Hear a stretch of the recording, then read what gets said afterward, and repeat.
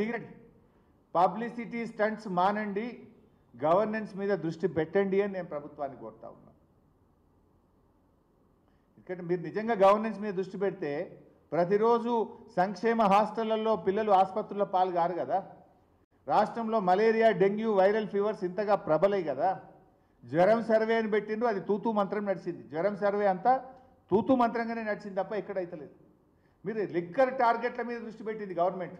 Serious పని చేస్తుంది government. ఎడ పని చేస్తుందంటే, నువ్వు వైన్ షాప్ వాళ్ళకి ఫోన్లు చేసి లోడ్ ఎత్తుతావా అని అధికారులు బెదిరిస్తున్నారు. ఇది కూడా పతాక శీర్షికల వార్తలు వస్తున్నాయి. వైన్ షాపులకు టార్గెట్లు పెట్టి లిక్కర్ ఆదాయం పెంచడం మీద ఉన్న శ్రద్ధ ప్రజల ఆరోగ్యాన్ని కాపాడే విషయంలో ఈ ప్రభుత్వానికి లేకుండా పోయింది. టార్గెట్లు పెట్టి మరీ వైన్ షాపులను, బార్లను బెదిరించి ప్రజలకు ఇంకా తాగించండి, అమ్మండి అని బెదిరించి ఇవాళ వైన్ షాపులకు లోడ్ల మీద లోడ్లు బుకింగ్లు పెట్టి చేపిస్తున్నటువంటి ప్రభుత్వం. దాని మీద మీకు శ్రద్ధ ఉన్నది. ఇవాళ ప్రభుత్వ సంక్షేమ హాస్టల్లో పిల్లలు పడుతున్న కష్టాల మీద ఏ మంత్రి కూడా పోతలేడు. ఓ హాస్టల్లో పోయి ఒక మంత్రి అన్నం తిన్నాడా? ఎక్కడన్నా ఓ హాస్టల్లో పిల్లలు ఆసుపత్రి పాలైతే ఒక్క మంత్రి గారు పరామర్శించిండ్రా? కారం మెతుకులతో పిల్లలు అన్నం తింటే స్పందించిందా ఈ ప్రభుత్వం? దాని మీద స్పందించారు. మా ప్రభుత్వం చేసిన పనుల విషయంలో పబ్లిసిటీ కోసం మాత్రం జిమ్మిక్కులు చేస్తున్నారు. వచ్చిన బీఆర్ఎస్ ప్రభుత్వం చేసిన పనులకు నీళ్లు మేమిచ్చినాం, మేం చేసినామని చెప్పి ప్రయత్నం చేసే తనలాటుంది. నిన్న కూడా ఆర్మూర్ల కుక్కలు కొరికినాయట. నిన్న 7 మందిని ఆర్మూర్ల కుక్కలు కొరికితే 3 సీరియస్ ఉన్నారని పొద్దుగాలేదో పేపర్లో వార్త చదివిన. ఇది పరిస్థితి. ఒకవైపు కుక్కలు బిక్క తింటున్నాయి, ఇంకోవైపు దోమలు కుడుతున్నాయి, డెంగ్యూ ఫీవర్స్, వైరల్ ఫీవర్స్, హాస్టళ్లలో ఆగమాగం ఉన్న పరిస్థితి, ఎలుకలు కొరుకుతున్నాయి. దీని మీద మీరు ఎవరు దృష్టి పెట్టలేదు.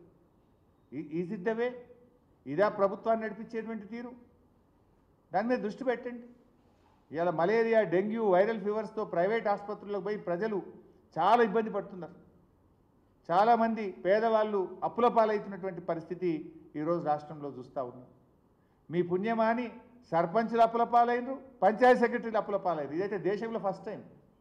ఎప్పుడైనా సర్పంచులకు కొన్ని పెండింగ్ బిల్లులు ఉన్నాయి, మనం విన్నాం. కానీ ఈరోజు రాష్ట్రంలో పంచాయతీ సెక్రటరీలకు కూడా పెండింగ్ బిల్లులు ఉన్నాయి. I'm challenging this government.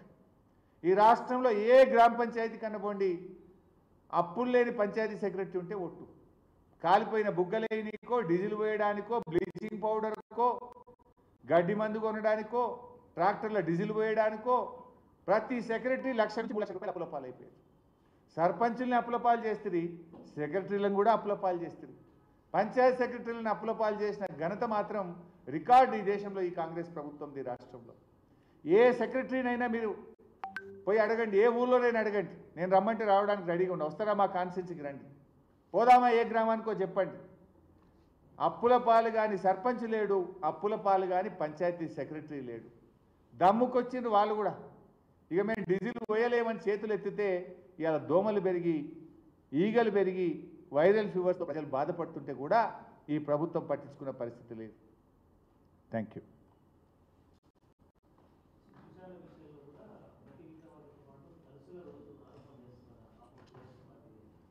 KTR గారు చాలా స్పష్టంగా చెప్పింది కదా, ఈరోజు కూడా ట్వీట్ చేసినారు చూడండి.